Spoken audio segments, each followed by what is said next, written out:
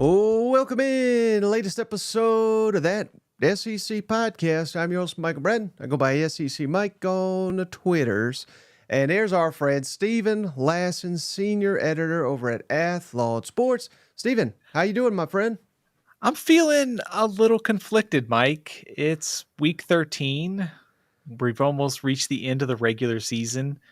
But at the same time, I was having that moment while putting together the playoff and bowl projections this week. It's like there's still so much we got to figure out. So it's like we're kind of at the end of the puzzle, but yet we don't know what it looks like, if that makes sense. No, I got you. I mean, it's good Lord, Steven. We talk, this team's favored. This team's going to Atlanta. This team's going to the playoff. We don't know. And it changes by the week here. And I can't wait to get there. Before we go any further, though, Steven, did you nail your lock? I'm trying to remember. No, I picked. What was I thinking? That makes us 0 for 3 on my bookie locks of the week, and that is yet another. There's been we're in a week 13. There's probably 11 weeks, but it seems like either one or none of us hits our lock. So MyBookie, online sportsbook, presenting sponsor of the show. Head on over to mybookie.ag today. Sign up for a free account, and if you want to put some money in there, use that promo code THATSEC, THATSEC. They will double your initial deposit. Steven, if all the cousins just go out there, sign up, do this, and just fade our locks, I mean, they might be able to buy a new house by Christmas. Well, I will admit to making a cowardly prediction because I wanted to actually pick Florida. And then I was like, no, I can't do this. I can't. I've been burned too many times. So I was a coward last week with my predictions. And of course, I didn't win the cousins any money. So yeah, fade us this week. We're like struggling to get bowl eligible, right? Like we need one more really good week to get to 6 so we can go to a bowl game this year. We are far, far away from having a winning record. So yeah, we ain't going to the postseason. But speaking of that, Steven, let's look at the updated SEC standings. Anything stand out to you as we got, again, just 2 weeks. I mean, less than 14 days of regular season action remaining. And wouldn't you know it, Texas and Texas A&M at the top of the standings. Georgia 3, Tennessee 4, Ole Miss 5, tied with Bama at 5, South Carolina 7, Missouri, LSU, and Vanderbilt all tied at 8. Arkansas 11, Florida 12, Oklahoma 13, Auburn 14, Kentucky 15, and Mississippi State 16. What jumps out to you there?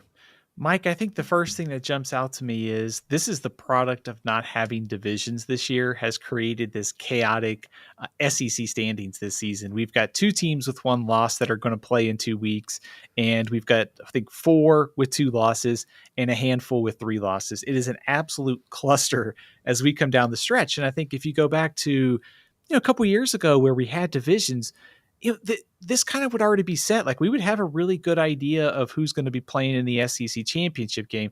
We have a far more cloudy idea because of no division. So I think what stands out to me the most is sort of the kind of chaotic clustering that you're seeing in the standings.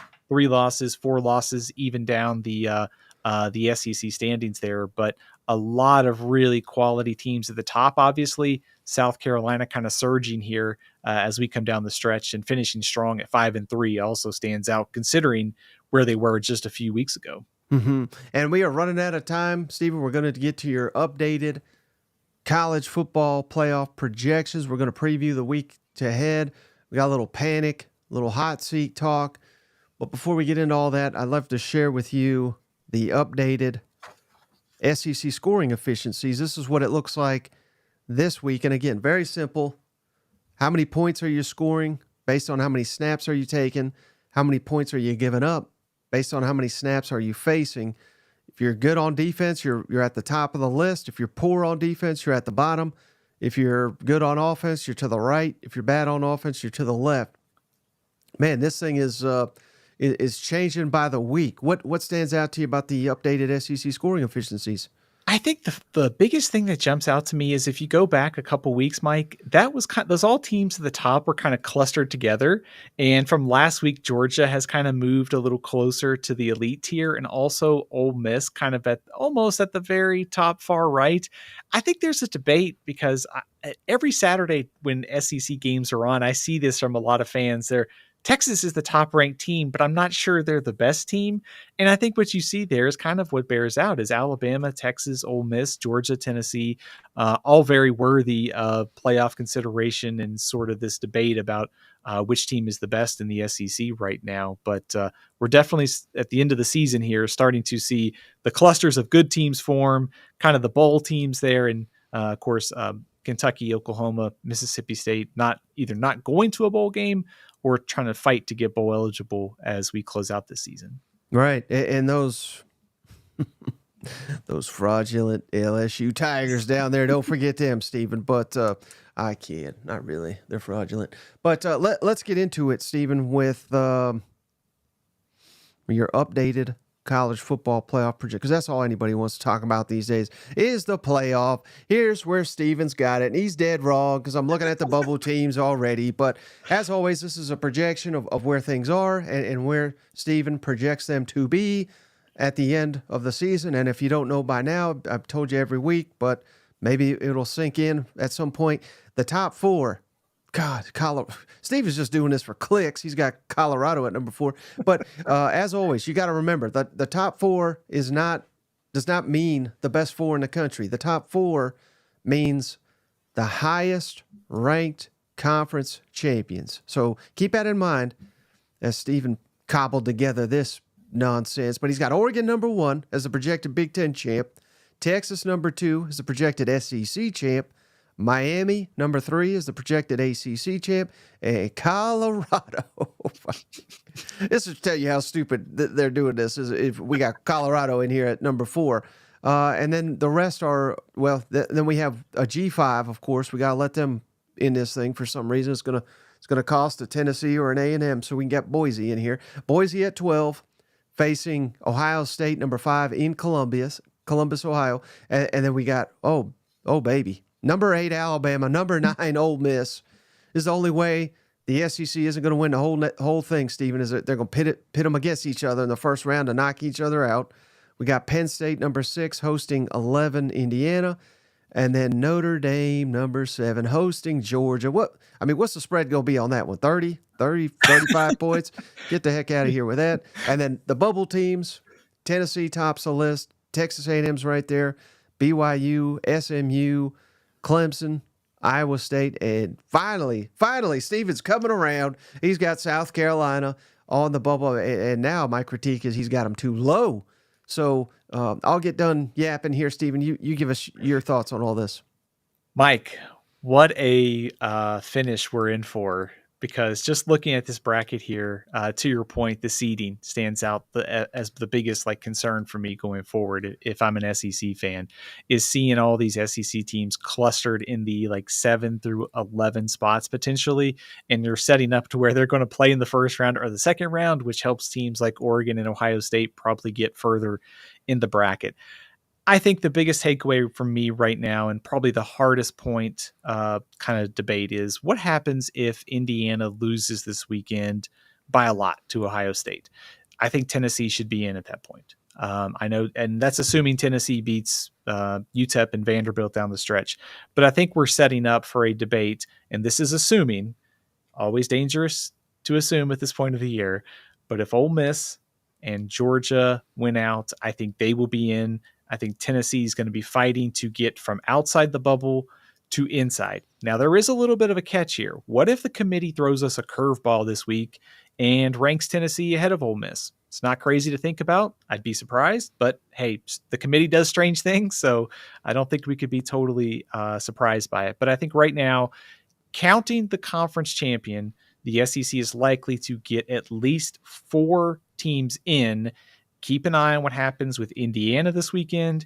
Keep an eye on what happens with Notre Dame when they play Army and USC.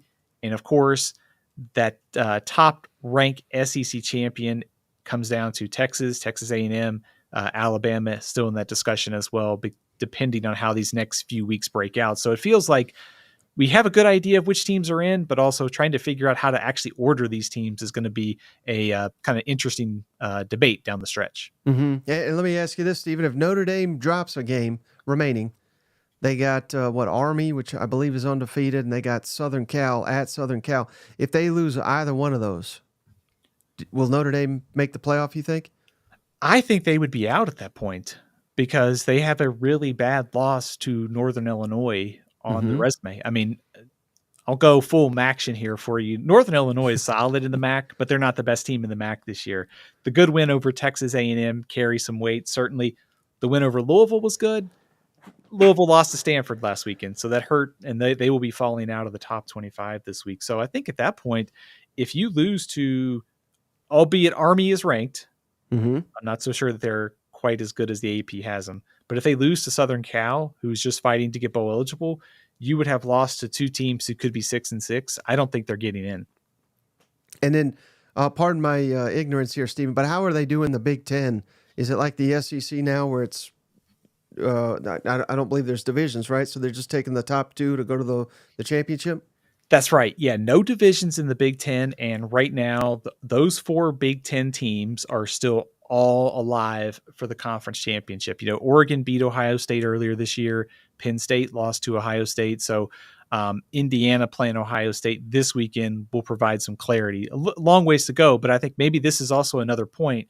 And I think this is where what hurts Indiana, they have not played another top 25 team on the resume. You know, they played Michigan 2 weeks ago, and a very bad Michigan team relative to standards gave them a tough battle. So this game against Ohio State is important, but there's not another Big Ten team that I should say Illinois might sneak into the playoff rankings this week, but that sort of shows you that the Big Ten is very top heavy, while the SEC is top heavy, but also with really quality depth this season as well. Here's a dream scenario. Ohio State beats Indiana by 30. Let's knock Indiana out. Ohio State, you know, they're getting all this credit, but they can't beat Michigan. Let's say Michigan beats them.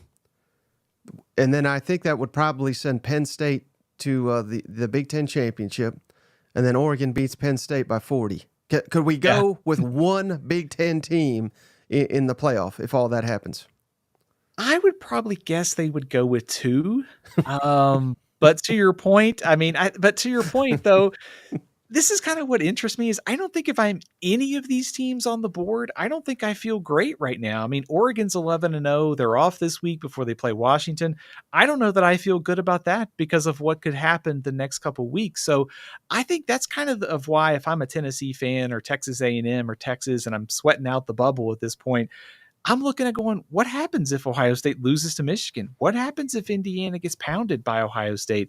Penn State's got to go up to Minnesota this week. It wouldn't shock me if Minnesota played them well too. So I guess what I would say is if you're not happy with the bracket this week, just wait till next week because it's guaranteed to change.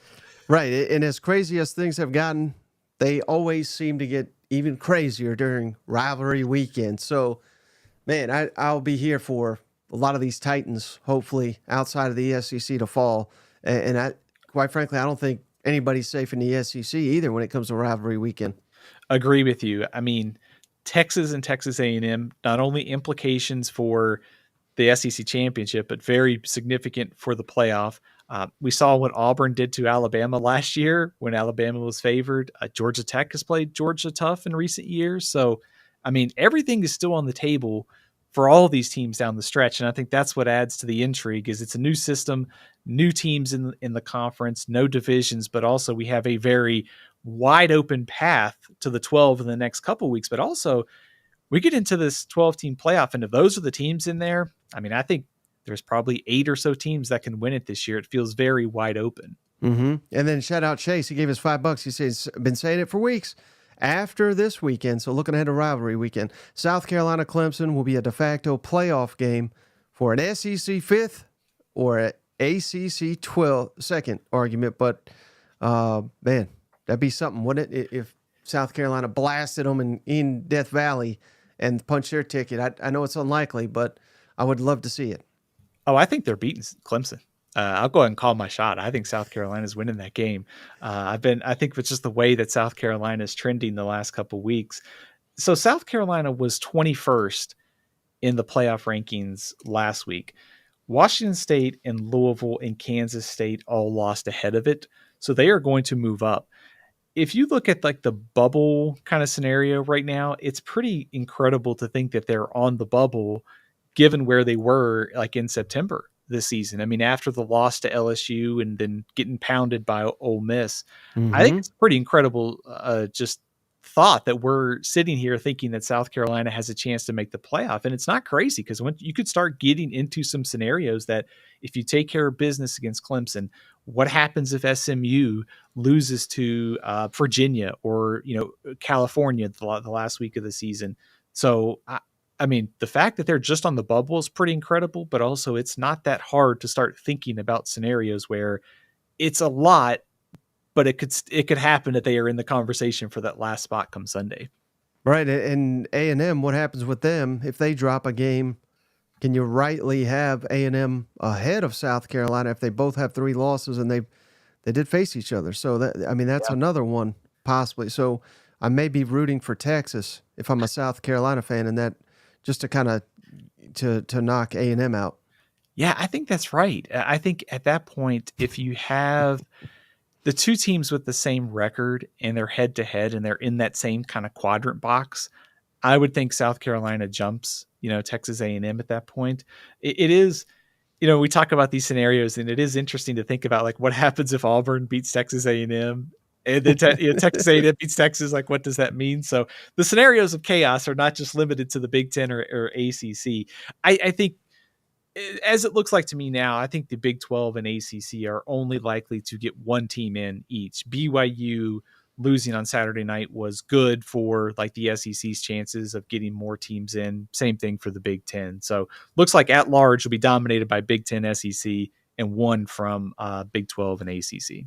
And shout out Cousin Marshall. He gave us $5, Steve. He says, how about them Longhorns finally getting stuck with an SEC night road game? About time. Gig 'em. Anybody that missed it. Texas A&M under the lights. The SEC announced that today. So, man, yeah, you got to hope Texas and Texas A&M win this week. I mean, regardless, they could both lose, and I'd still be excited as hell for that game because it'll still have a lot on the line. But man, it's going to be could be a playoff eliminator. Could be it will be an SEC championship eliminator if both of them win on Saturday. Have you seen the lines for students lining up for tickets for the Texas game? Yeah. I mean, it's incredible. It's not only just, I mean, we've been talking about this game since Texas came back to into the league to get the rivalry back, and man, it's going to be so good to have it back in a couple weeks. But just I mean, I think it's one of the biggest games recently for Texas A&M. I know they had that game against Alabama with Johnny Manziel at quarterback at Kyle Field.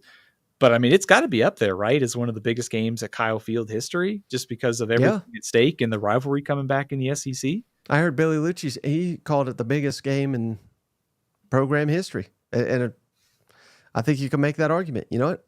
Yeah, I think so too. And I think it's going to be a huge test because of what's at stake. I mean, A&M's got to take care of business this week against Auburn, and Texas has to take care of Kentucky, obviously. But if those two take care of business and go into this game with a spot in Atlanta, a spot in the playoff, maybe the second seed overall, man, it is going to be incredible to the stakes of the rivalry game. It's already, these teams could be 0-11 and it would still be unbelievable, like hatred for 60 minutes. But man, with everything at stake, it's going to be so awesome here in a few weeks. Yep. Hey, how about this though? Our guy JR just gifted another membership. My goodness, JR, we don't deserve you.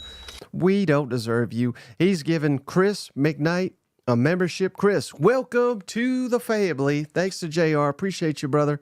What a guy. What a guy. And then Benjamin. Oh, Benjamin's coming through too. Appreciate you, brother. He just gifted a membership to Cody Heffley. Cody, welcome to the family. Family's getting larger here, Steven. You know what? Man, we're going to be able to fill Kyle Field with all these cousins racers. Just in time for Thanksgiving. Right. The family dinner is going to be quite wild this year. You know what? Yeah. Cousin Shane's going to have to pick up the bill this time, right? Yeah. Be the first time he picked one up. All right. So we got the playoff projections. How about the updated bowl projections? So we'll start with the biggest of the non-playoff games, and that is the Citrus Bowl. It is Illinois and Texas A&M. So Burt taking on Texas A&M down in Florida, a big-time bowl game, of course. We will go to the Texas Bowl, what I'm calling the Dave Aranda Bowl, because it pits a Big 12 and SEC team, and it's Baylor and LSU. Remember, just a few weeks ago, LSU was in our projected playoff bubble, now falling to the Texas Bowl in this projection. Over in the Gator Bowl, ACC versus SEC, Tennessee versus SMU is my projection after this week. Keep in mind, Tennessee, staying in the state of Florida for a bowl game, but also trying to mix it up and go to a different game and not play Iowa again. So I got him over in Gator. Here's a one for nostalgic purposes. Over in the Music City Bowl, Big Ten versus SEC. How about Nebraska versus Florida? Get the old 90s powers back together. Get Steve Spurrier, bring back Tom Osborne, invite Eric Crouch and the Danny Werfel, the Gators legends. Let's get that 90s powers back together. So Nebraska and Florida both still need one win, but a pretty interesting Music City Bowl if we can make it happen.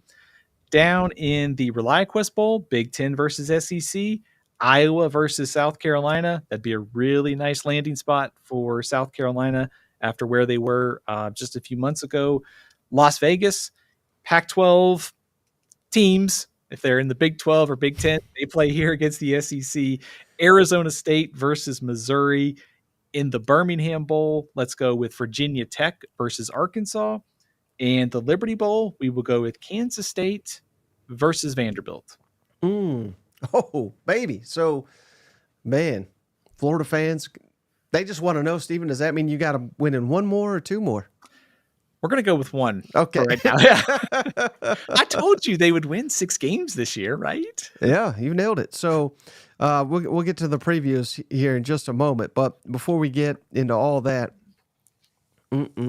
Steven, I may have to hook you up. I know it's Christmas is right around the corner, and you've been doing such a good job for us that you deserve some public rec. And you may say, well, what the heck is public rec? Well, check them out, publicrec.com, and put in a promo code SEC, Stephen. You get 20% off your entire order. This is fantastic stuff here, Shane or Stephen. They got long sleeve shirts, they got sweatpants, and they're like classy.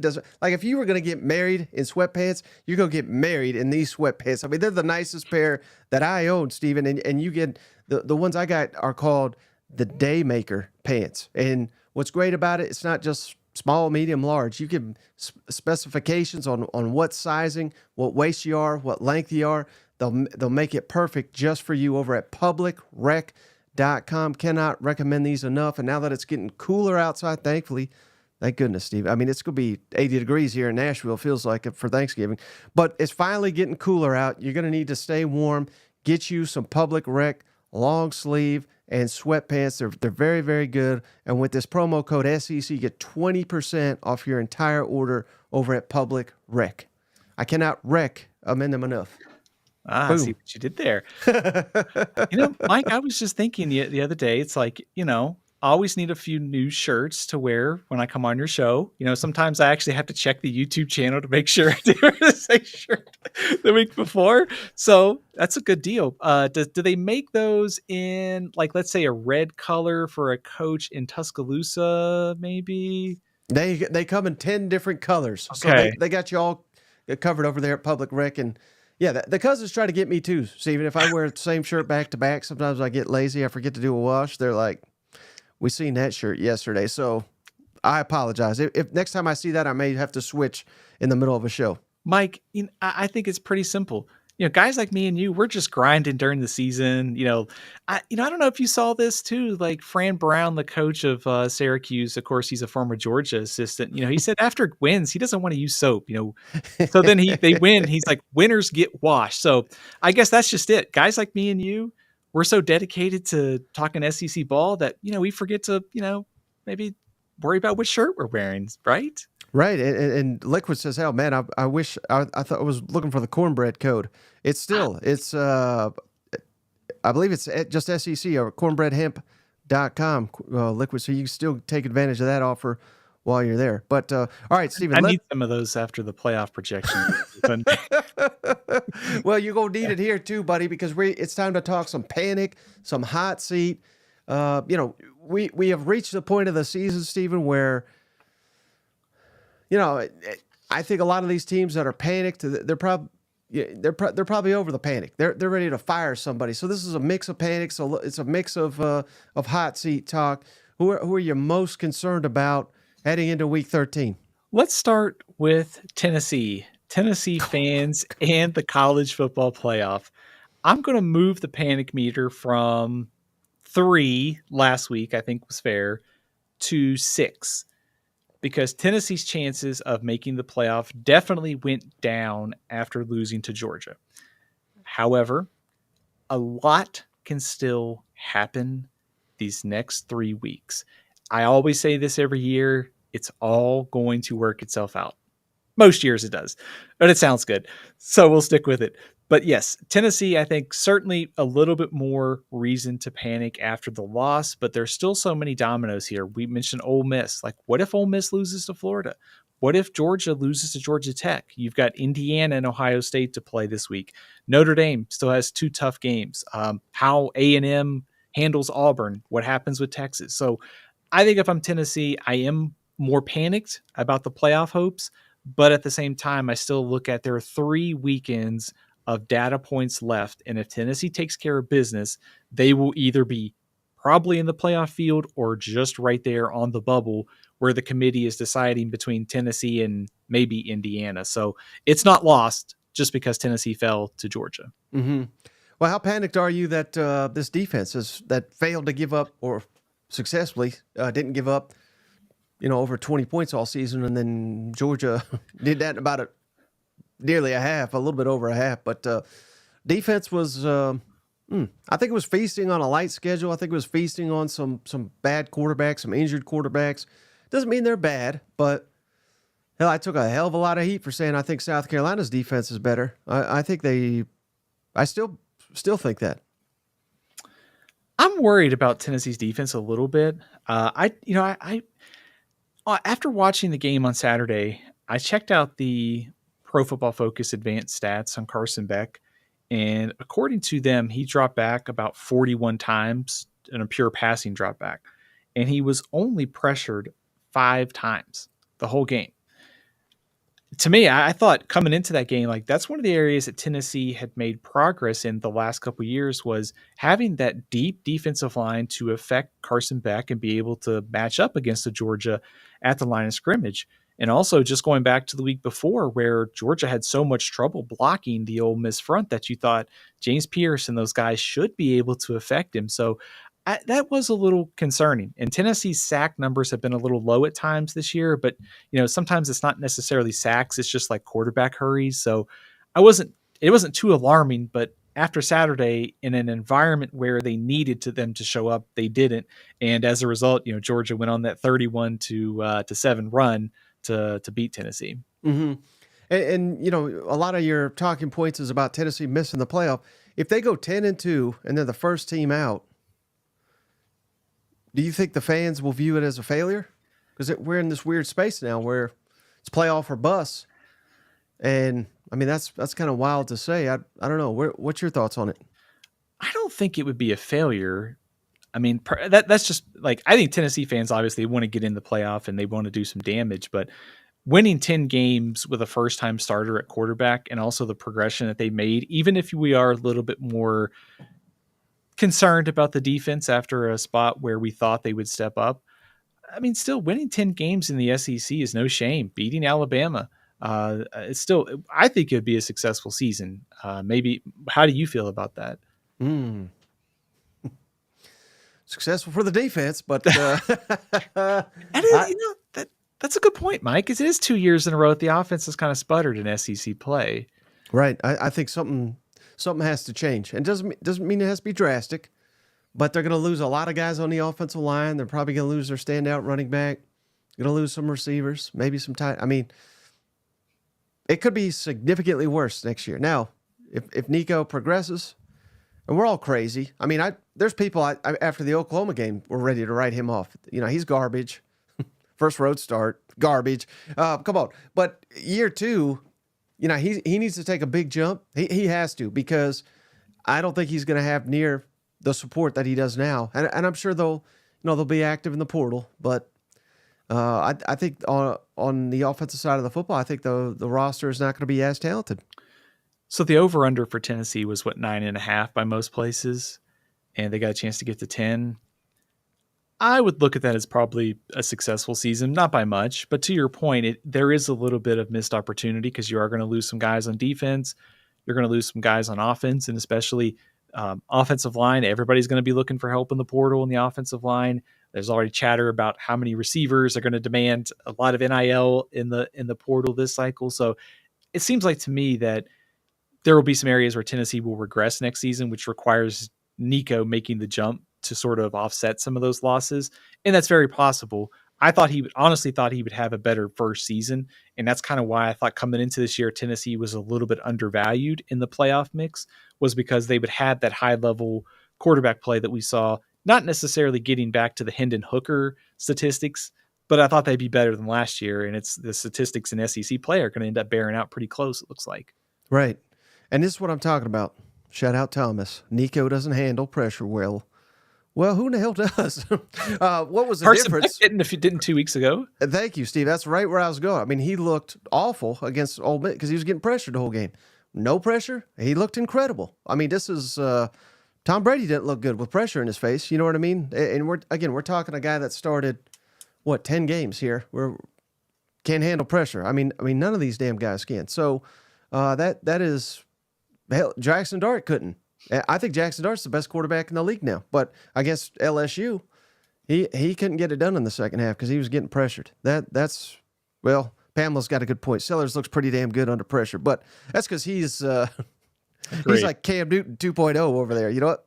Man, all that off-season hype that we had heard about Sellers, I think is ended up going to be true. Right. End of the year, I think he's going to end up being a top 5 quarterback maybe by the end of the season, and certainly one of the best going into next year. It's funny thinking about that Tennessee game on Saturday. After Tennessee went up 10-0, and the way that Nico looked, I thought, this is it. Tennessee's going to do it. Georgia's had trouble on offense, and then just to see how quickly that game flipped in the second half or second quarter, with Carson Beck scrambling to get that first down, and then kind of getting into that rhythm offensively. So it does feel like a little bit of a missed opportunity if Tennessee misses the playoff. And it's sort of like if you're knocking on the door, you want to knock it down because you don't know what's going to happen next year. Mm-hmm. But also I could easily see Nico just making the jump next year to being, 20% better than he is, and Tennessee restocks in the portal around him and offsets some of the defensive concerns. So there'll be an interesting offseason for sure for Josh Heupel. A quick correction. I just looked it up. Sellers against Ole Miss. 6 sacks, just over 100 yards. He can't handle pressure either. What are we talking about here? All right, so who's next on the panic meter? Let's go with LSU. Mike. How do they not lead this here, Steve? You're right. They should have. You're right. I am going to bump the panic meter up to, how about 1 million? Yes, that's true. Yeah.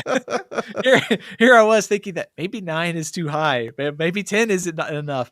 So I think just at the most basic level, it goes back to what we were talking about with the playoff and the bowl projections just a minute ago.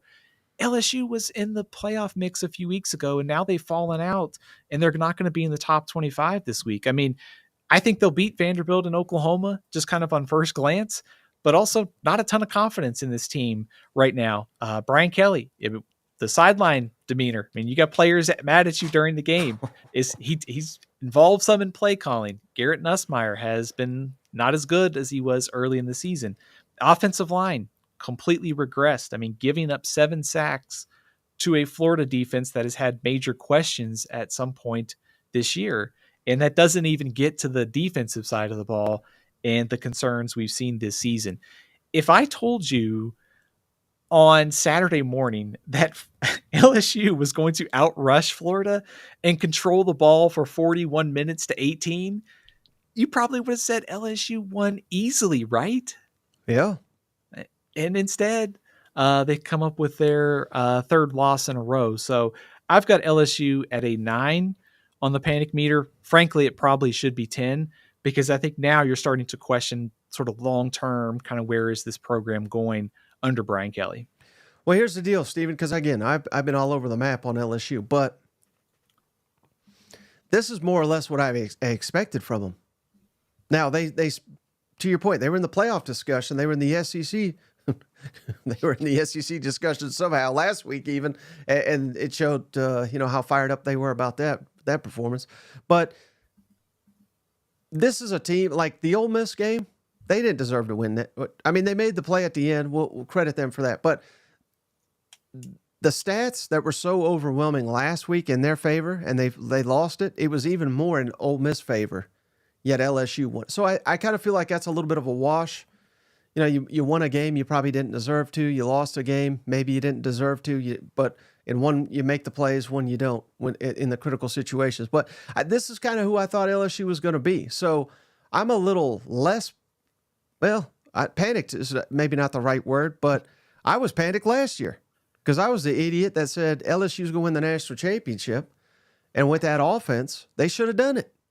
And when they lost 3 games with those players, if I'm an LSU fan, that's when I'm freaking out. And I don't know why that was not discussed more in the offseason. It was more hype for them and what they're, all the hires they made on the defensive side of the football. This is about where I thought they'd be, and that's not a good thing because I don't know that they'll ever have an offense quite like they had last year. Yeah, I think you correctly in the offseason nailed the concerns about losing Jaden Daniels from a rushing perspective. Because I think you can, not necessarily, you're not going to replace how good Jaden Daniels was through the air, but that rushing ability that he gave you and the balance that LSU had as a result of that. Yes, they ran the ball, better than they have against Florida, but still it's very hard to replicate that, that regression offensively there. So if you take a step back on the ground, you don't have that dynamic rushing quarterback, and then you take a step back or you stay static on defense, you can easily see, I guess, how you go from 10 wins to 8. Very much on the edge. I mean, to your point about the Ole Miss game, they won by 3 over South Carolina.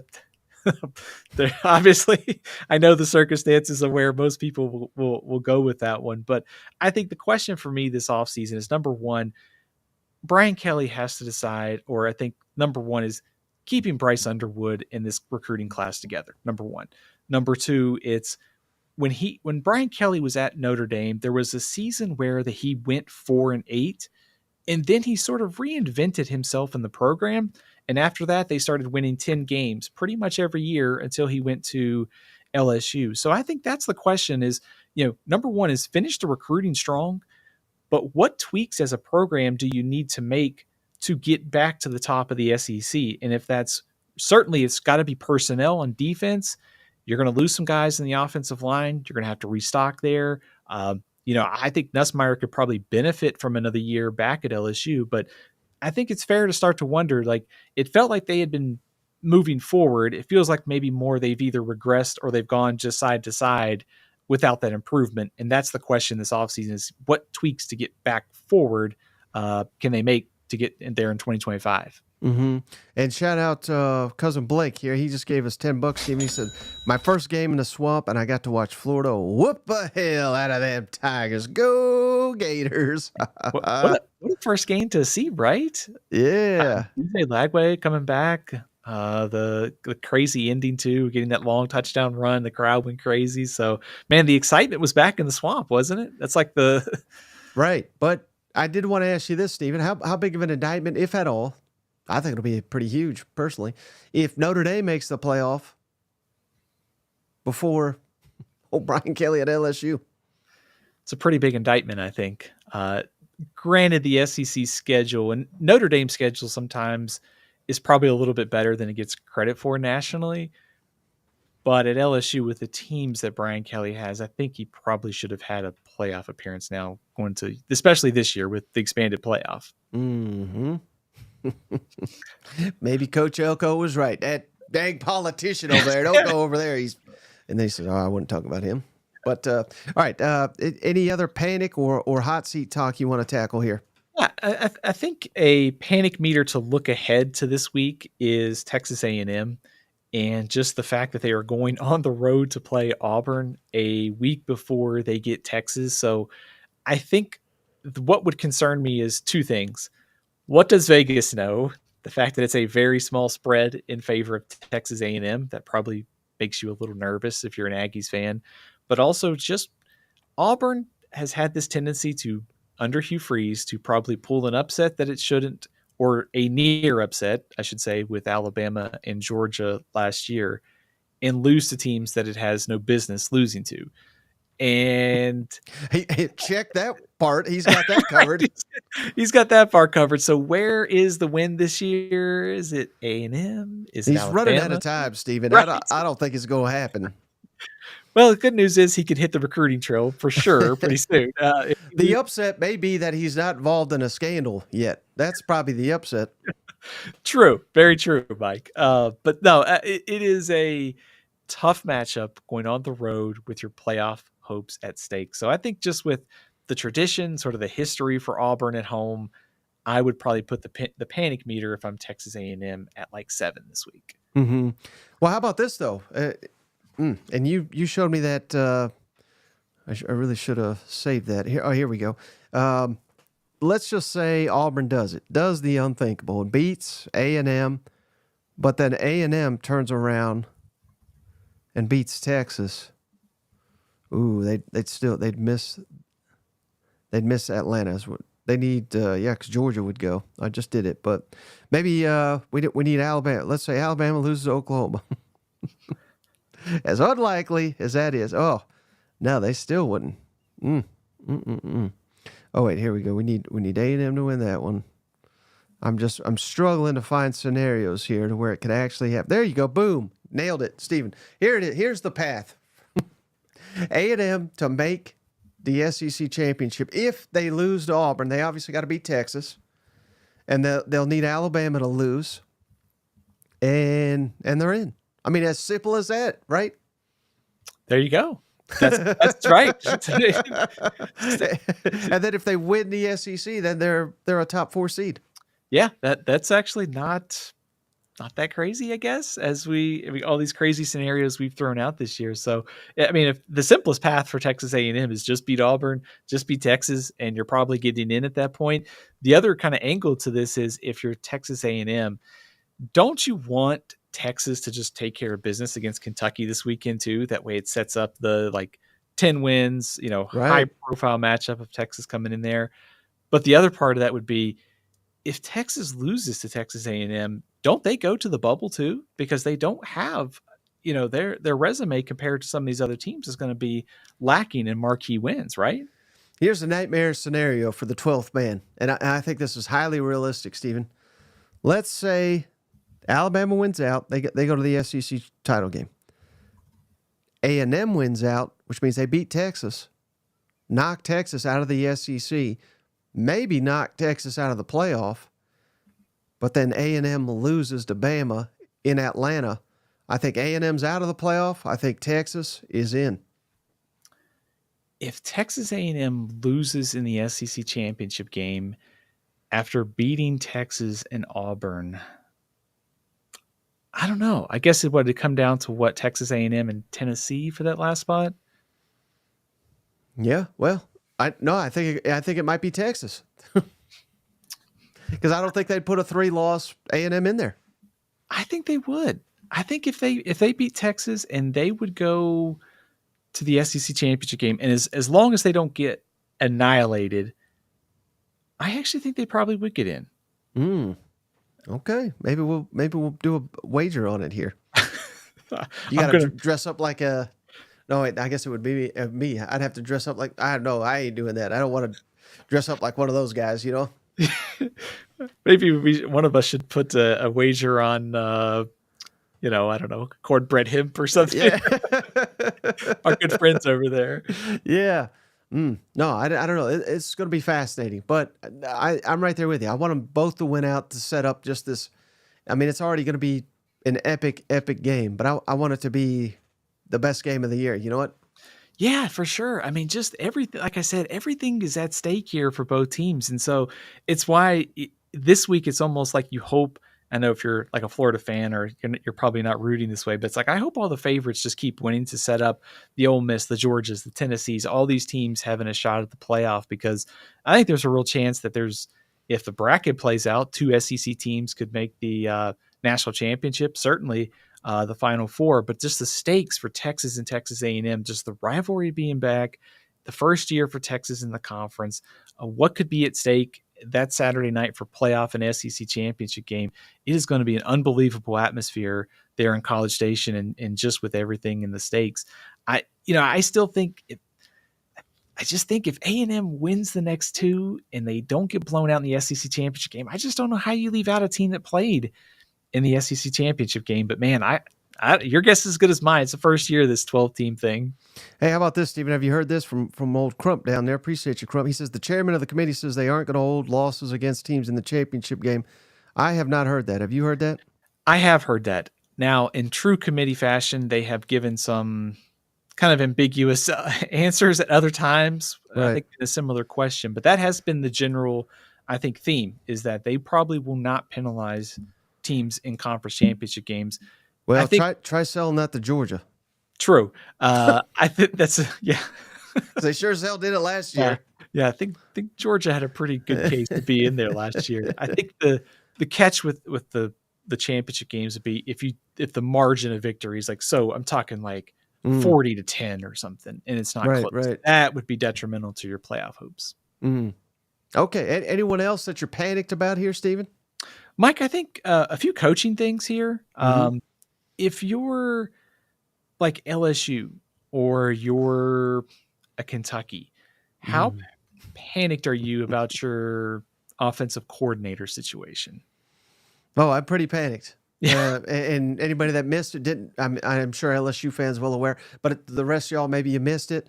Brian Kelly last week, leading up to the game, he was asked a lot about the offensive coordinator Joe Sloan, and they're in a unique position because he is the chief recruiter of their number one 5-star quarterback, Bryce Underwood. So, can you kick that guy out the door when you got this quarterback?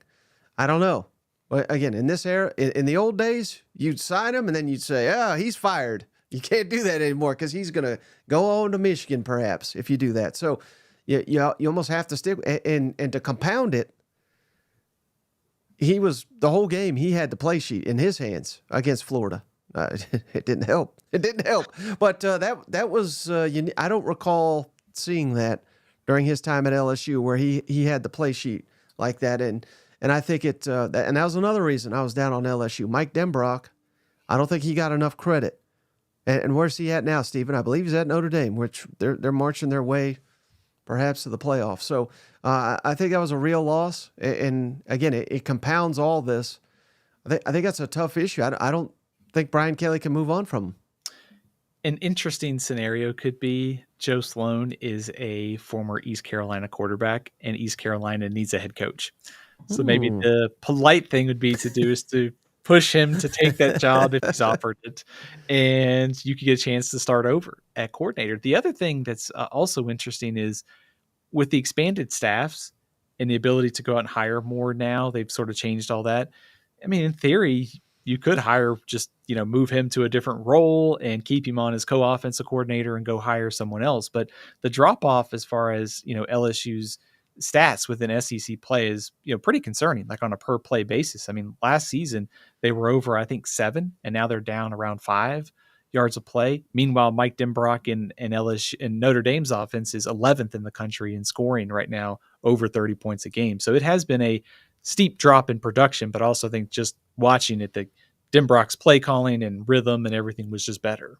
And then who was the? I apologize, Stephen. Who was the other team you were referencing? Kentucky with Busham. Oh. Yeah, I mean, I don't know if he's a problem. I don't know if the quarterback's a problem, but there's a big problem down there in Kentucky. I mean, now they handed it to old Murray, but I think they're gonna get handed their way down in Austin with that defense. So, yeah, this is going to be that's what they're going to have to sell people on, Steve. They're going to have to sell people on what would it be, like the fifth coordinator in 5 years? Yeah, that's what they're going to have to be selling to the fan base. That maybe this will fix Brock Vandagriff, which I don't know who they. One guy. How about the Oklahoma fans about threw a fit, Stephen, because I threw out Phil Longo for them. I don't understand. I mean, I guess people are just ignorant, but because he got fired at Wisconsin. I don't watch Wisconsin, so they may have been a train wreck up there for all I know. But I know Longo at North Carolina, they've never recovered from him leaving, and they developed one hell of a quarterback there under him. And at Ole Miss, I thought he did a really good job. Got a lot of those guys to the NFL, and they had quarterback injuries. He was actually hired by Hugh Freeze. Hugh Freeze gets fired right a month before the season for texting and calling hookers, and then he's your offense. Like, how's he supposed to have success? Yet he did. I don't know. I think he's one of the top candidates out there. What's your thoughts on Phil Longo? I think he's a pretty solid play caller. I think his offenses tend to get bogged down a bit in the red zone, kind of like all like tempo and spread attacks. Mm-hmm. I think it's also hard to judge him at Wisconsin. They've had they say they brought in Tanner Mordecai last year. He was at SMU and he was at Oklahoma before that. He got hurt. This year they brought in Tyler Van Dyke from Miami. He got hurt. I don't know how much of that is on him. And I think there's also a resistance to maybe some change there because they've had that same style for so long that, yeah, they wanted to adapt, but actually doing it is actually hard. And so, I mean, I think the production has been there. I think he'd be a good hire for somebody. One other name to throw out there, how about Tom Herman? He got fired at Florida Atlantic today. There were some reports that he might have been looking for a job as an offensive coordinator this Really? season. So he may get his wish. But they ain't going to want him in Oklahoma, I'll tell you that. Former Texas coach. Yeah, I think that'd be a little awkward, Tom Herman walking into Norman to call plays. But maybe he's an option like some of these. Maybe he could finally go to LSU after that chatter. Oh yeah, so he's out. I mean, he's burned bridges everywhere he's been. So yeah, he may be. He seems ACC bound to me. Yeah, maybe he could be Mac Brown's play caller in 2025. Try to work his way into that seat eventually. Right, you know what? Right, when Mac retires after this season or next year. Yeah, that makes sense. What about Mike Bobo? Do you think he may have cooled his hot seat after Saturday night? I think so. And he and Kirby are so close. It's hard for me to imagine Kirby pulling the trigger on him, but maybe they should. I just sit back and think, and they had it with Stetson, but what would Georgia look like? I mean, if they had a dynamic quarterback that could run the football. Yeah, that's a good point. I think one of the problems with Bobo is that he's not as good as Monken was. Like, I think pretty highly of Monken as an offensive coordinator. I almost think it's hard. It's one of those things like he's not as good as Monken, but Bobo probably isn't as bad as the critics maybe make him out to be. Does that make sense? No, absolutely. I've always thought he was solid. This year, not so much, but a lot of injuries on the offensive line, running back, receiver. But his quarterback has regressed, and that's got to be on somebody. Yeah. I threw out the name Buster Faulkner a few weeks ago. I think he was mentioned as a potential candidate for the Southern Miss head coaching job. So, Georgia OC, if it opens, Southern Miss, I think I'd rather be the Georgia OC. But I think, to your point, I think the injuries, the turnover at receiver, I don't know that you can blame all of it on Bobo. So I think he's probably, of these ones, maybe the safest. Is there any chance that Coleman Hutzler at Mississippi State saves his job? For their sake, I hope not. You know what? Move, get a professional in there that Jeff Lebby needs all the help he can get. So why in the world they didn't hire an experienced staff around him, I'll never know. But I think it cost him big time this year. And one of the dream candidates, Dave Aranda, saved his job. He's coming back to Baylor next year. But Don Brown was the former UMass coach. He was the defensive coordinator at Michigan. He's got one of my favorite nicknames, Dr. Blitz. He loves the blitz. He's got exotic packages. He's available now. Why not give him a call if you're Mississippi State? Yeah, that's not a bad one. How about Cousin Ken? He says Tom Herman would be a good fit at Auburn. Oh, man. Could you imagine the staff infighting between those guys? I'd be here for it. You know what? Seems very volatile, to put it mildly. All right. Anything else, Stephen, before we get into we got a ton of previews to get into. One more I'll throw at you. What do you think about Corey Batoon at Missouri? You think he's safe? I think so. I think overall, they've done a good job. I don't think they've got the guys in the back end, which is what we were concerned about all off season, but they have done a good job piecemealing it together. Now, it killed them obviously against South Carolina, but if it takes till the 10th game for your defensive backs to get really exposed, I think he's doing a good job. I really do. Yeah, the stat that jumped out to me was that they were giving up about 7.8 yards per play in games against ranked opponents this year. That's really the only kind of flaw that I was kind of noticing, was in the games that really mattered, the defense was struggling for Missouri. So I could see him coming back just based upon all the turnover that Missouri had this year. Well, the good news for Missouri, they don't have to face another ranked team the rest of the way till the bowl game. So let's get into this one, Stephen. I'm fascinated to hear your thoughts, because all of a sudden, not me, but many have got faith in old Billy Napier to get her done here against Ole Miss. And, it would be SEC poetic here, Stephen, for Florida, after their fans for months and months were calling for Lane Train to come on down to Gainesville, for Florida to turn around and end Lane Kiffin's dream season. I mean, that's almost Shakespearean, is it not, with all this going on? But, man, what a matchup. Florida's got nothing to lose. They're one win away from making a bowl game. So this is a big game, but they'll have that opportunity against maybe the worst Power 5 team in the country next week just as well. So I think all of the pressure's on Ole Miss. It's on the road. Fortunately for Ole Miss, it's an early one, not a night game. But what's your early read on this one? Yeah, I think you set it up well, Mike. I think that's exactly it. Like, for Ole Miss, you are probably 2 wins away from the college football playoff. And if you're Florida, you've got nothing to lose. You need to make a bowl game to certainly help out sort of the aura around the program, but they should be able to beat Florida State. So you're kind of playing with house money here, and you've got some confidence after last week's game against LSU. I think from a matchup perspective, if I'm Florida, the thing that would concern me the most is what happened to Arkansas a few weeks ago. Thin secondary, and Jackson Dart annihilated the Arkansas secondary. Trey Harris looks like he's coming back this week too for Ole Miss. So I think for Florida is like, can they, with nothing to lose, kind of play the style that they need to? They can kind of control the time of possession, keep Ole Miss on the sidelines. There's a path here for Florida. And all of a sudden, things look a little bit different with DJ Lagway at quarterback too. And I know this is difficult to say because it happened just this season, Stephen, but Lane Kiffin has really not dropped almost any of these games where he is favored and again, for this one, I mean, they're not a massive favorite. I think the spread is like 9.5 right now. Let me double check out where I'm going. But again, 10.5 right now.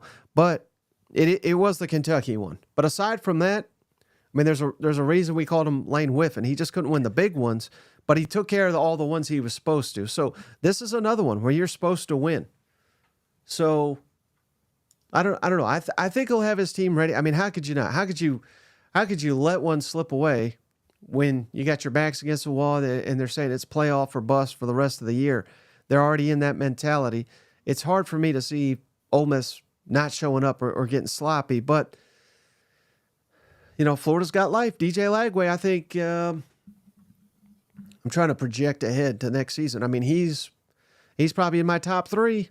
him and Sellers. I'm trying to think of another one of the top 3 quarterbacks. There's that guy named Arch Manning down there. You got Milroe potentially coming back. Right. Well, I giving it to Arch. Come on, he's not done anything. But he may get there, but he's got a ways to go. So, but when we're talking promising young quarterbacks, DJ Lagway's at the top of the list here. So, but the one time let's pull up their schedule. The one time I can recall where they were getting after him. Again, shout out the cousin that said, Nico can't face pressure. None of these guys can. A&M was all over DJ Lagway. He looked, that was the worst I've seen him looked. Yeah. And again, that's he's a true freshman. And A&M has got a really good defensive front. Well, that's the strength of the Ole Miss team this season. So DJ's got a lot of growing up to do if he's going to be able to beat this Ole Miss defense. It's not a good matchup in that regard. Would you agree with that? I would agree. I think in the big picture, the one thing, if this matchup was last week, I actually would be a little bit more worried about it for Ole Miss coming off the victory against Georgia. You go on the road to the Swamp. Lagway comes back, gives Florida a spark. Maybe Ole Miss is still kind of celebrating the win over Georgia, but they've had 2 weeks to get ready. And also, I think Florida will have the attention of Ole Miss just because of the win over LSU. Ole Miss knows what they're walking into. So I think to that matchup that you mentioned, if Ole Miss defensive front plays like they did against Georgia and how they have most of the year, Pete Golding done an unbelievable job with his defense, probably one of the more underrated coordinator jobs in the country this year. But that matchup, if they get after Lagway and they get Florida in those long yardage situations where the ground game's not clicking and they don't give up big plays, I think that's something that stood out to me too on Saturday was, Lagway only completed 13 passes, but they went for 226 yards. Like the big play in stretching the field was in the offense. That's not what we saw with Graham Mertz. So I think if Ole Miss controls this game up front, I think it's going to be a much different afternoon for DJ Lagway than we saw against LSU. Mm-hmm. Yeah, and one other thing I could say about Ole Miss, they're road tested. Yeah, I know they lost to LSU, but again, dropped. What was it, like an 81-yard touchdown right off the bat? I mean, that could have silenced the crowd right out the gate. At South Carolina dominated them. At Arkansas dominated them. But Florida's I'd say Florida and Williams-Brice are close, and then obviously Tiger Stadium at night. But I don't think this team, and I think it'll be a very, very good crowd. I'm not calling out the crowd. I think it's going to be a great crowd. But I don't know that is going to intimidate this Ole Miss team after playing so many road games already. and I think the fact that it's early probably helps too. If it's at night, I think I'd be a little bit more worried about it. But also, I think if I'm Ole Miss, like from just from an atmosphere, momentum sort of mentality, that they are road tested, but also they know that like they're back in the game for sure, because going into that Georgia game is kind of like if they lose this one, they're probably out. But now everything is at stake, and they've probably watched Georgia beat Tennessee, beat Texas, and seeing that, hey, they can go play with these guys. I think Ole Miss can either make the Final Four. I think they could be playing for the national championship if they show up at the highest level offensively and defensively that we've seen this season. So I think there ought to be some motivation on Ole Miss to sort of finish the job. The last dance concluded with the Bulls winning the title. So there's an opportunity here for the Rebels to finish their version of the last dance by going to the playoff with 2 more wins. Mm-hmm. All right. How about let's get into could be a good one. A&M at the Fighting Hugh Freeze's Auburn Tigers here. Point spread for some reason, as you've already alluded to, Stephen, 2.5. A&M's favorite. It's fluctuated a little bit. I think it opened at 1. It's a night game though. ESPN. A&M looked sharp last week, but it was against poor competition. Auburn looked sharp last week, but it was against poor competition. This is been a really good series. It's gone back and forth the last couple of years. A&M won last season. Does that mean Auburn's got it this year? What's your early read on this one, Steve? I think the first thing that jumps out is it's probably going to be a tricky game for Texas A&M. just because of the circumstances. On the road at Auburn a week before playing Texas. It's a very nightmarish type of scenario if you talk about like trap games for Texas A&M. I think just kind of thinking about this matchup and what's going to determine it, I know this is like super basic, but I think the quarterbacks in this game are really crucial because we've seen Peyton Thorne. He came into the game last week with a shoulder injury, threw 5 touchdowns. This week is a much different obstacle. Can Auburn block Texas A&M's defensive front? If they can't, there are going to be some opportunities for Keandre Lambert-Smith and Cam Coleman and those guys to make plays downfield. But on the opposite side, I think for Texas A&M, I think good showing for Marcel Reed against New Mexico State, kind of continuing to build that confidence. His mobility on the road, confidence throwing the ball, that would give me some optimism if I'm Texas A&M. And most importantly, they were kind of able to get some rest for Amari Daniels, and he should be kind of refreshed going into this game with Le'Veon Moss out. They may need a heavy dose of Amari Daniels this week. Mm-hmm. And what do you think of the best matchup will be in this game? Is it A&M offense versus Auburn defense, you think? Yeah, I think so. I think if I'm A&M, like this game, it would surprise me if it's going to be like a high scoring or somebody like really takes control of it one-sided. But I think I have a lot of faith in like A&M's defense on the road here, just the way they can kind of control things up front. And if you're kind of baking that into this matchup, if you're A&M's offense and you can play a mistake-free game, which for the most part, they've been able to do that this year, the turnover margin significantly in their favor compared to Auburn. And I think that's what would worry me here is if I'm Auburn, is if A&M's running game gets going, Marcel Reed makes some plays through the air or with his legs, getting Auburn's offense behind and pressing and maybe making a mistake. I don't know that Auburn can really come back in that kind of scenario because I think A&M's defense is going to show up and I think they're going to show up and be ready to go on Saturday night. So I think if I'm Auburn's defense, if you can kind of contain Marcel Reed, maybe get A&M into long yardage situations on third down, I think that's your winning formula. Mm-hmm. And I don't know if you know this off the top of your head. I know it. That's why I'm going to test you here. What is Hugh Freeze's record at home as Auburn head coach in conference games? That's a good question. How many have they won? One. We haven't One. That's one in six. I was trying to think like, so yeah. Again, I mean, this is not like I don't know where people get where this is like the elite of elite home field advantage. I think it's the past. That's what it is. Right. Yeah. History from previous coaches. Yeah. Right. So I don't know. I'm just throwing that out there, but I don't know. This will be a true test of Mike Elko and everything, but he's passed damn near all of them except for South Carolina and the first one, obviously Notre Dame. But I don't know. I'm not liking Auburn's chances here. I'm really not. If Auburn gets ahead, I think they can win this game. I know it's kind of like super basic, but I think if you can get this offense with the receivers that they have and kind of score and get A&M pressing a little bit, and I think probably the game that A&M wants to play is kind of a slow, grinded out game, lean on the run game, play good defense.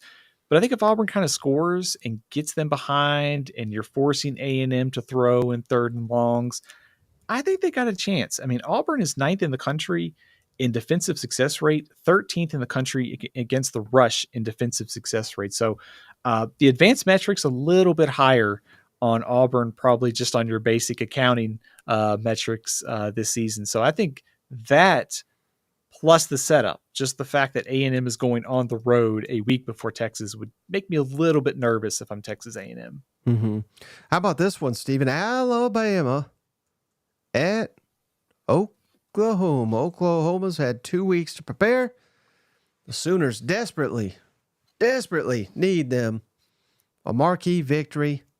They need any victory, quite frankly, to reach the postseason. If they're running out of time here, they got Alabama coming to town, and it sounds like there's going to be quite the contingent of Crimson Tide descending into Norman, based on what I've heard from people from Norman here. So what's your early read on this one? I think the first thing that matchup that comes to mind is Jalen Milroe against Oklahoma's defense. Last week against Mercer, not a heavy workload. That's a good thing. They're going to need Jalen Milroe for the next 2 weeks. But Oklahoma, pretty solid against the rush this year. Can they contain Jalen Milroe? Sort of like the last game we talked about.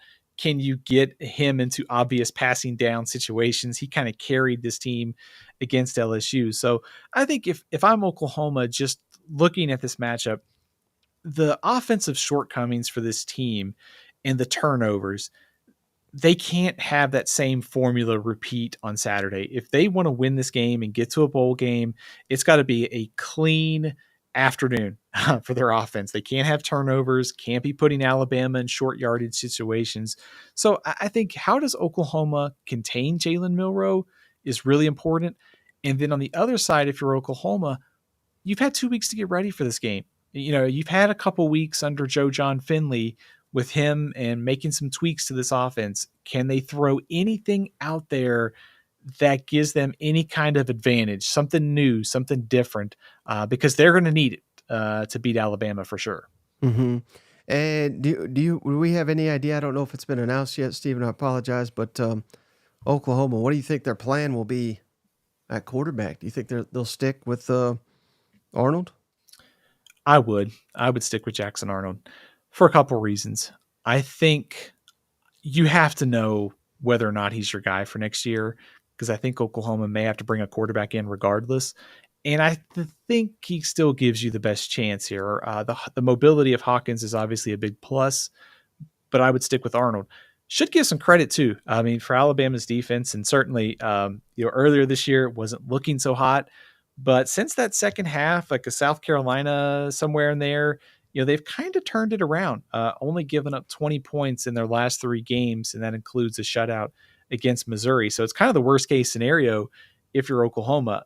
Alabama's defense seems to be trending up, and your offense is still kind of stuck in about the same place, maybe slightly better after the coordinator change. It's not a very easy matchup for the Sooners.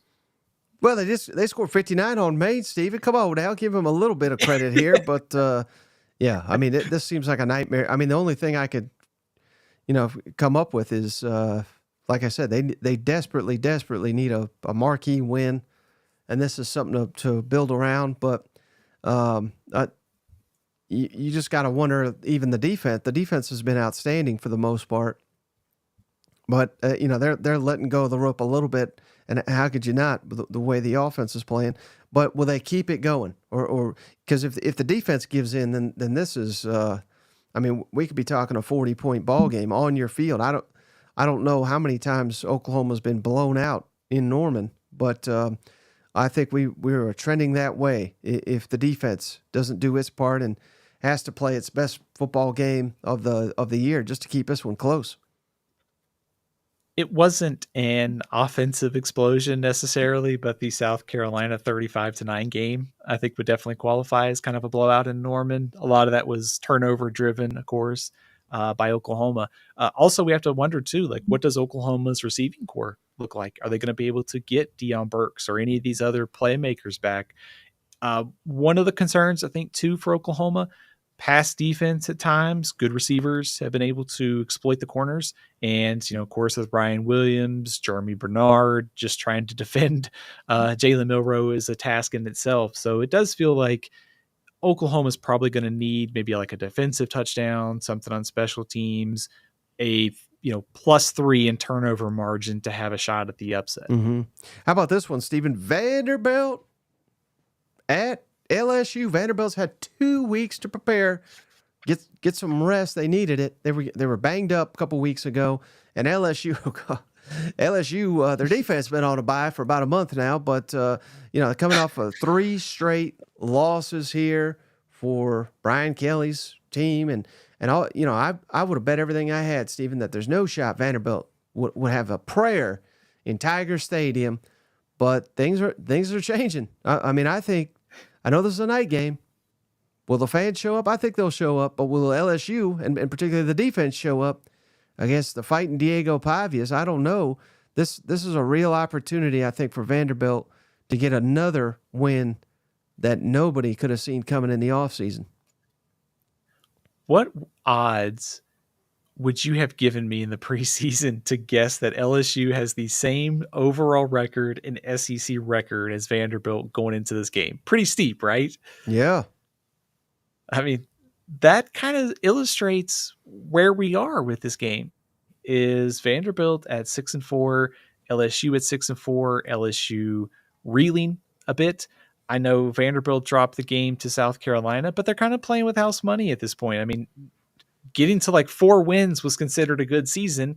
And here they are with 6 victories and a chance to kind of expand on that down the stretch here with LSU in Tennessee.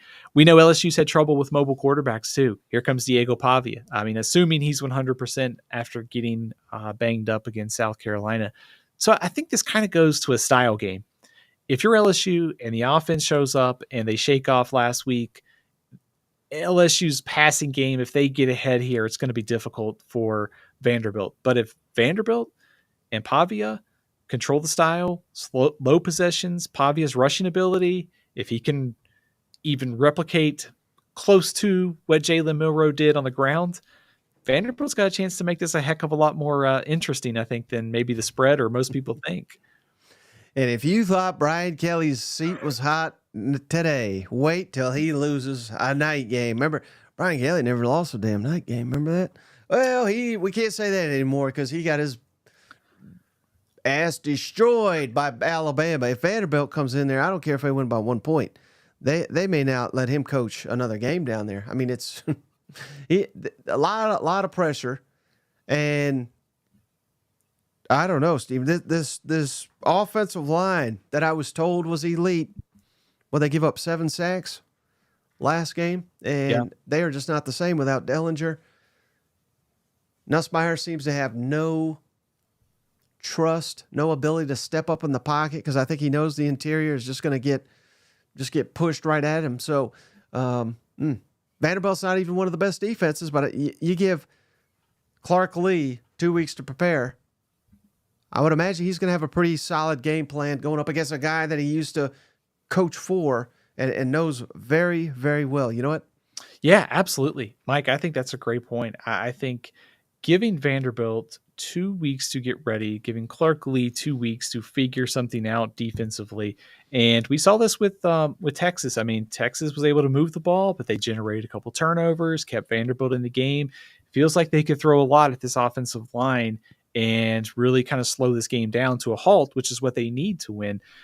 It's really puzzling, what's happened to the offensive line, because I think you could almost draw a line from the offensive line struggles to the last 3 games and how they've kind of collapsed. I mean, it's because we saw this in the A&M game. We saw Alabama's defense give them trouble, and certainly Florida on Saturday. So getting healthy is priority number 1. But at the same time, I mean, with the standouts they have at tackle, it's a little hard to almost fathom how much they are kind of struggling up front sometimes in pass protection. I know it takes 5 guys, but at the same time, you got 2 potential high draft picks there. It's kind of curious why they're having so many issues up there. Any idea real quick, Steven, what Brian Kelly's buyout currently is? It's like, what, 60 million or something like that? You nailed it. 61 million. So he ain't going anywhere, but it's not as much as Jimbo. Right. That's true. So they saved him a little bit of money there. All right, how about this one, Steven? Kentucky, red hot Kentucky on the basketball court at Texas. Steven, Texas fighting for the right to go to Atlanta, go to the college football playoff, coming off a big win at Arkansas. Any double-digit win on the road in this conference, I consider a big win. Early read on this one. I think the kind of curious thing about Kentucky is they tend to play their best games against the best teams this year. Mm-hmm. Ole Miss, Tennessee, Georgia, I think that was some of their better performances. So can they continue that on the road against Texas? This is going to be a heavy lift. But if they are, I think it starts with being able to kind of replicate the same formula, which is a lower possession game, run the ball, let your defensive line sort of, give Quinn Ewers some headaches with the pass rush, disrupt the pocket, slow down Texas from an offensive standpoint. The fact that it's in Austin and not in Lexington, I'm not as worried about the letdown overlook factor. But Kentucky's, line of scrimmage on defense, if it's healthy, can I think certainly give Texas some trouble. But also, I think the question is, can they replicate enough offense to hang around? And I'm just not sure they're going to be able to do that. It's St. Murray State you're playing there, Right. Vandergrift. Yeah, so that's going to be a real issue. I mean, again, you hit the nail on the head. They do.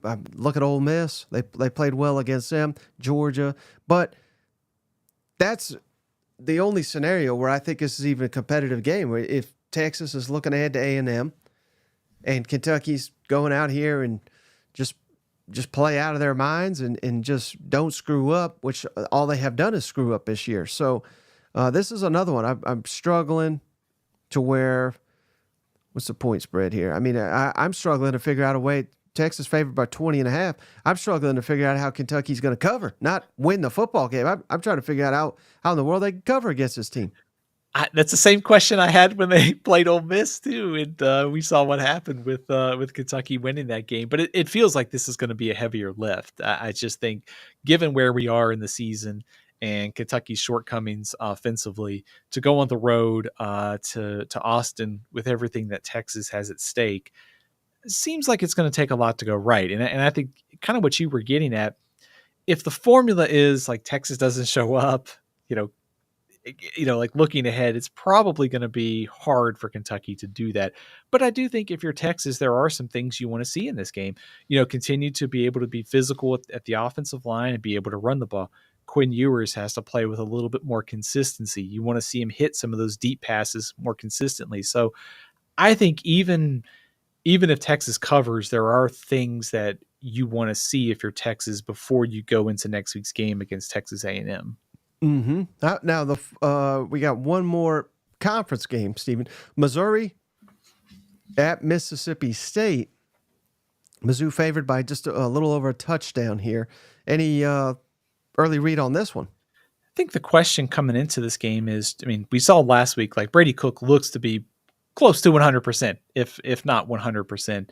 Yeah. And I think that is key for Missouri as they try to close out this season with a couple victories.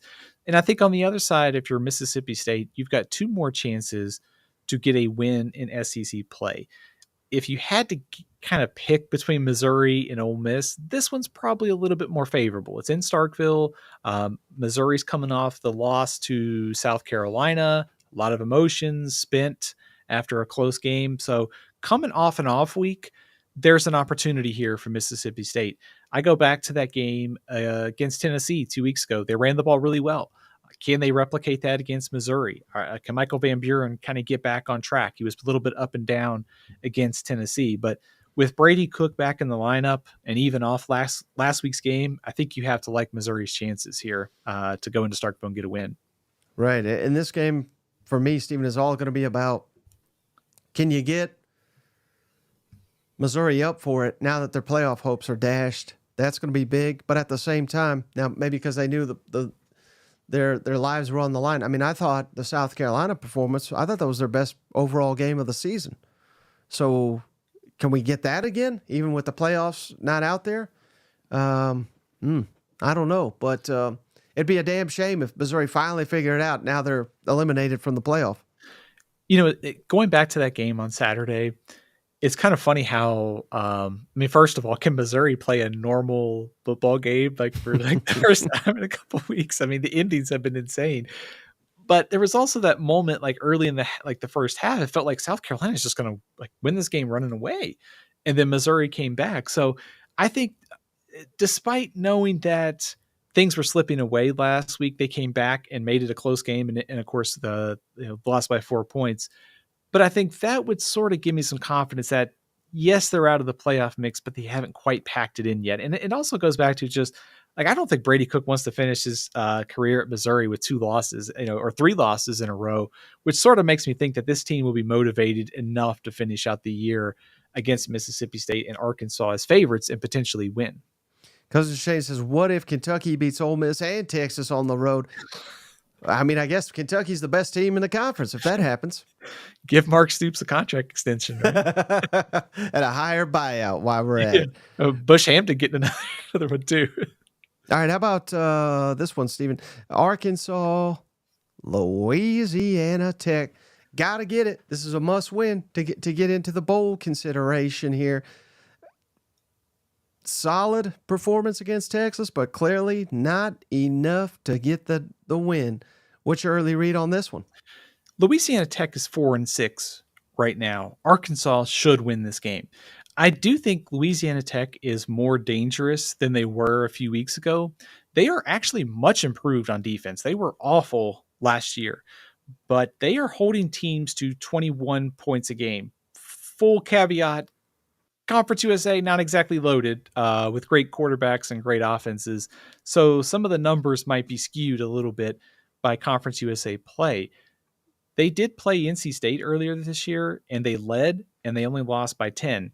So when they played a power conference opponent, they did play pretty well. So I think maybe what I take away from going into this game is if I'm Arkansas, you've just got to have this game. And frankly, even if Louisiana Tech is better, there's no reason why Arkansas should lose, and it should not be as close as the UAB game was earlier this year. So two coaches in Sonny Cumbie, the former Texas Tech quarterback, an assistant there. He's fighting for his job. Sam Pittman probably also fighting for his job to some extent. Two coaches on the hot seat, but I think the matchups in this game, if Arkansas shows up motivated, they should get that all-important 6 victory. If Arkansas loses, though, I think that'll be probably the end for Pittman. Do you think? I think so too. I don't think you can lose to Louisiana Tech. Yeah, not at home. Well, not ever really, but they've had some disappointing home showings over the years. You know what? Yeah, and that's what has me worried because, I mean, like I mentioned, Tech played NC State well earlier this year, and they can at least play a little bit of defense. Their offense is averaging about 21 points a game, so they're not quite as prolific offensively as we thought coming into this year, but they seem to be better on defense. But also after that emotional game against Texas, where it was a hard-fought game, Arkansas put everything into that after having the bye week. Now you got to get refocused because Tech's coming in motivated. They just beat Western Kentucky, who's one of the better teams in Conference USA. So I think we had the panic meter, the danger meter is ticked up a little bit from earlier this season on this matchup. Now, how about this one? Oh, buddy. It's never good when you fire your coach heading into an SEC showdown, Stephen. UMass at old Georgia. Georgia's a 42-point favorite. And yeah, they just fired their coach. So things cannot be going too well over there for your old UMass. Oh yeah, it's been a bit of a challenge for UMass the last couple of years, and they are one of the worst teams in the country once again. I wouldn't guess Georgia has to sweat too much in this game. Keep in mind, UMass lost by 25 to Mississippi State a few weeks ago. Mm-hmm. So Georgia should be able to just simply take care of business. Maybe the interesting thing is how much does Gunnar Stockton play? How does he look? That seems to be probably the only area of interest, like empty the bench and play the young players, right? Yeah, I think so. So this is going to be a nice little rest for Georgia Tech. I mean, I think that's basically why they have these games, so we can get a third bye. You know what? Absolutely. It's the perfect way to end the season. And if you don't have an off week, before the playoff, you can play UMass, Georgia Tech, get a couple weeks off. That's a good way to head into the playoff potentially if you're Georgia. We'll be curious to see if they can get Dylan Bell or Trevor Etienne back anytime soon. Certainly for the playoff, but maybe for Georgia Tech. Well, how about UTEP at old Tennessee? Anything you can tell us about those Miners up there? They are in the 130s in my power rankings. So they're like 131, 132, 33. They've been hovering there all season. Big fan of their head coach, Scotty Walden. He was at Austin Peay a few years ago, and he's done a really nice job at the FCS level. UTEP's a hard job. I think in time, maybe you'll hear the name Scotty Walden being the head coach at a higher level. But they are 2-8. Their only wins this season, Kennesaw State and Florida International, and they lost to Southern Utah. So they lost to an FCS team. if you want to say like what their strength is, their defense isn't too bad for Conference USA standards, and they've got some good skill talent at running back and receiver. But I don't see this game being close. Tennessee should be able to kind of pick whatever number they want offensively. Tennessee sure knows how to pick them this year. Well, this is a good way to pad those stats, right? Like we talked about with getting those numbers up to that Hendon Hooker era. Kent State, probably team 134. UTEP a little better, but like 131, 132. And then last one, anything, you got any info on these little puppies over here, these Wofford?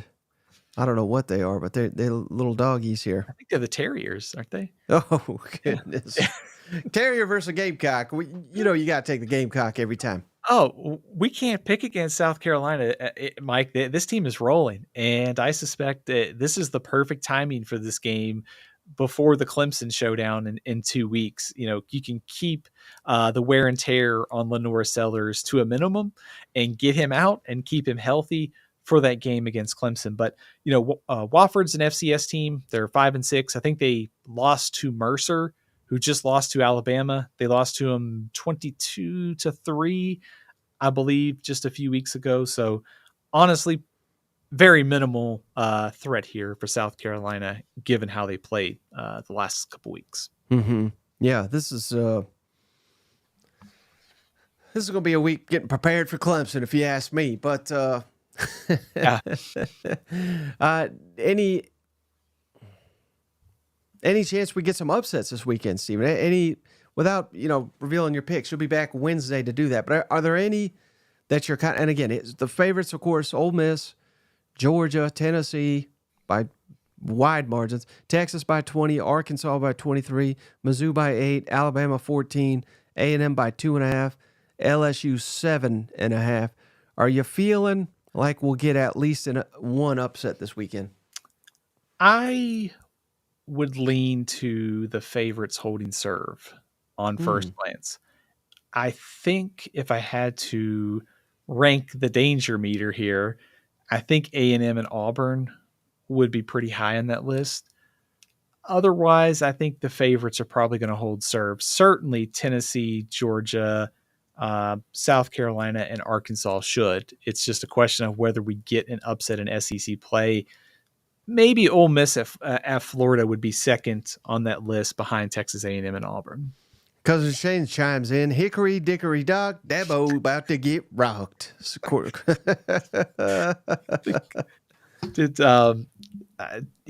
Clemson's out of the playoff mix after that loss to Louisville a few weeks ago. Still some hope to get in the ACC championship game, but Dabo not almost a loss at Pitt on Saturday too, so they could have been heading into this matchup with 3 losses.